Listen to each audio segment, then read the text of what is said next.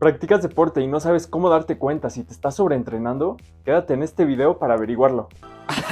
Sí, como si estas cosas pasaran. El síndrome de sobreentrenamiento es una respuesta desadaptativa al entrenamiento y le puede suceder a deportistas de potencia, de resistencia y de rendimiento anaeróbico, así como algunas ocupaciones que requieren entrenamiento físico, como lo son los militares, los policías y los bomberos. A lo largo del video ocuparemos un término importantísimo, el cual es el principio de sobrecarga.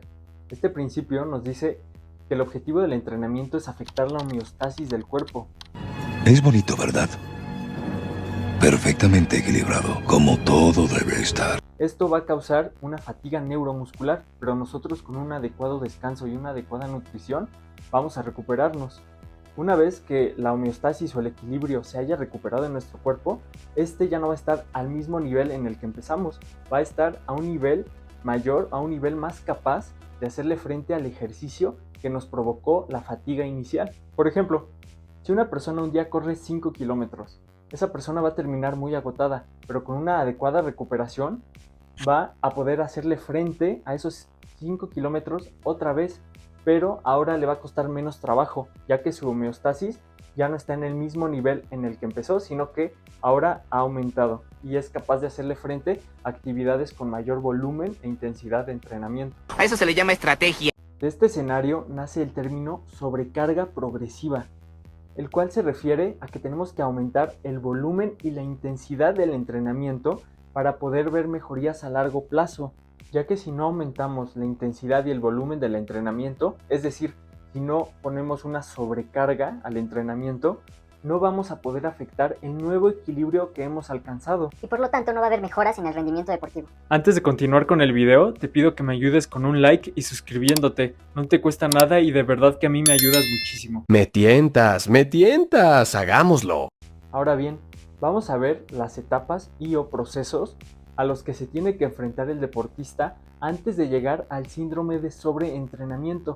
Es decir, este síndrome no aparece de la noche a la mañana, lleva un proceso. Primero que nada tenemos a la fatiga aguda, después al sobreesfuerzo funcional, después al sobreesfuerzo no funcional y como último escalón tenemos al síndrome de sobreentrenamiento. Vamos a ver cada uno de ellos. La fatiga aguda es el resultado de un entrenamiento con sobrecarga, es decir, tú hiciste un ejercicio muy intenso y estás muy cansado en ese momento, pero tu rendimiento realmente no ha bajado.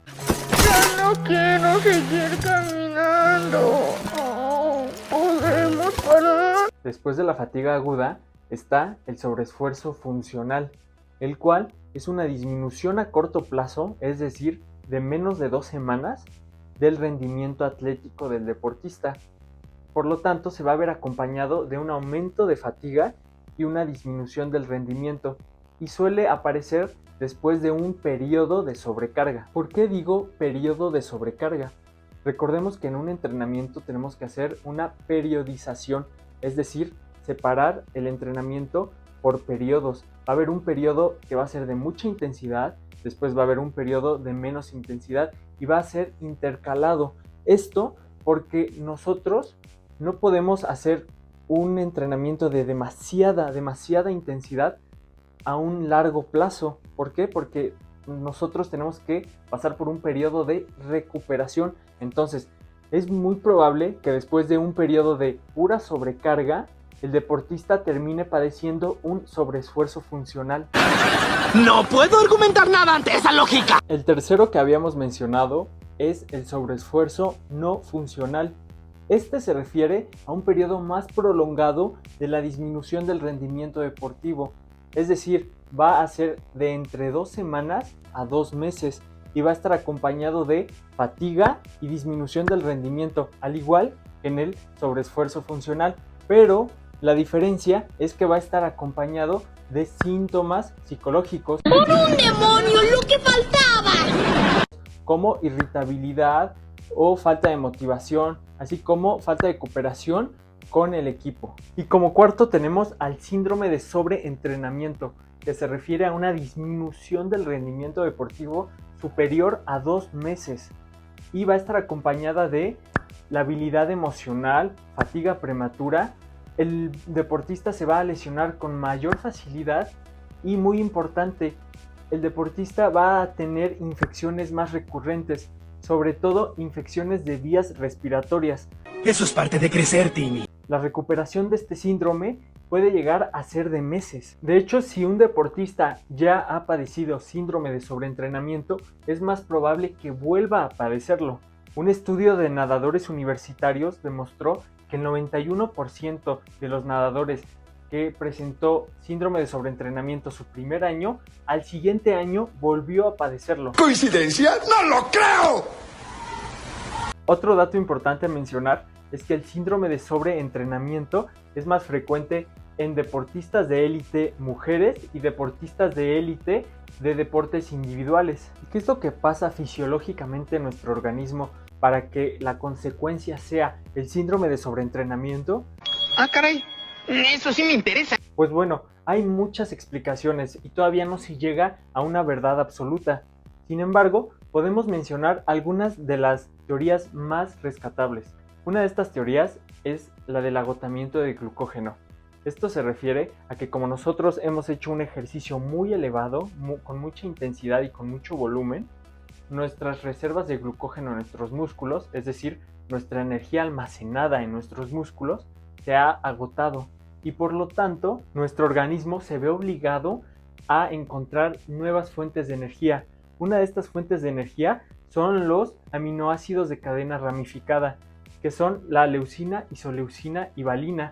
Entonces, nuestro cuerpo va a producir glucosa, va a haber una gluconeogénesis a partir de la oxidación de los BCAAs. Pero esta oxidación y esta disminución de la cantidad de aminoácidos de cadena ramificada va a producir fatiga central. Y pues si nuestro cerebro siente fatiga, pues nosotros nos vamos a sentir todos decaídos y sin ganas de hacer ejercicio. Otra de las teorías más importantes es la de las citocinas proinflamatorias.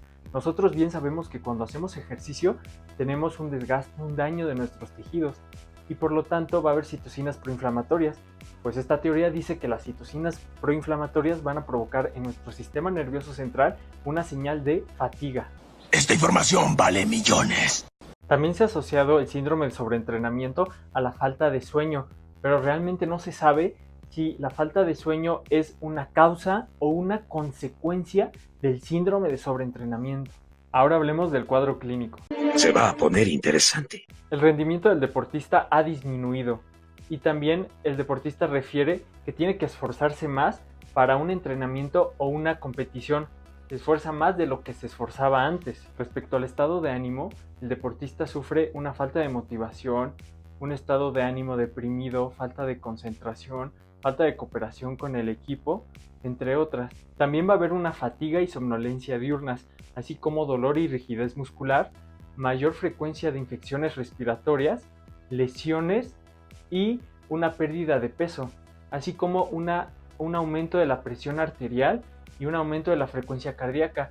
Y esto nos debe de llamar mucho la atención, ya que los deportistas, y sobre todo los deportistas de élite, tienen una menor frecuencia cardíaca. Esto se debe a que su corazón es más grande y por lo tanto tarda más tiempo en llenarse de sangre. Y esto hace que por lo tanto tengan menos palpitaciones por minuto. Este es un cuadrado ordinario. Oye, despacio, cerebrito. Hasta la fecha no hay una manera específica de saber si el deportista tiene o no síndrome de sobreentrenamiento. Por lo tanto, nos vamos a basar mucho en el cuadro clínico para poder hacer un diagnóstico. Lo que sí se sabe es que los deportistas con sobreentrenamiento tienen concentraciones máximas de lactato disminuidas, así como una respuesta atenuada a las hormonas ACTH y GH en las pruebas de estimulación. Es muy importante que no vayamos a confundir el síndrome de sobreentrenamiento con reacciones adversas de medicamentos, hipotiroidismo, insomnio, infecciones o depresión. Por eso, tienes que revisar muy bien la historia clínica del paciente. Como tratamiento debemos disminuir significativamente la intensidad del entrenamiento, pero esta no debe disminuir a un reposo absoluto, ya que si no puede haber una grave disminución del rendimiento, así como un estrés psicológico. Si esta disminución no ha sido suficiente para el deportista, se debe optar por ejercicio aeróbico de muy baja intensidad, no más de 30 minutos al día. También podemos contemplar el ejercicio con pesas, que va a ser con un 40 a 50% de nuestra repetición máxima, con una frecuencia de cada 2 días y con no más de 5 ejercicios, con 2 series y entre 12 y 15 repeticiones cada uno. Si a las 2 o 3 semanas de haber hecho esto ya hay una mejoría, lo más seguro es que se trataba de fatiga aguda o de sobreesfuerzo funcional. En cambio, si a las 2 o 3 semanas todavía no vemos una mejora, lo más seguro es que se trate de un sobreesfuerzo no funcional o de un síndrome de sobreentrenamiento. Por lo tanto, se va a tener que echar mano de un dietista y de un psicólogo deportivo, así como disminuir completamente la intensidad de los entrenamientos y va a haber un descanso prolongado. Muchas gracias por ver este video. Muchísimas gracias, doy clases los jueves, no cobro mucho. Si llegaste hasta el final, comenta el siguiente emoji y sigamos apoyando al deporte.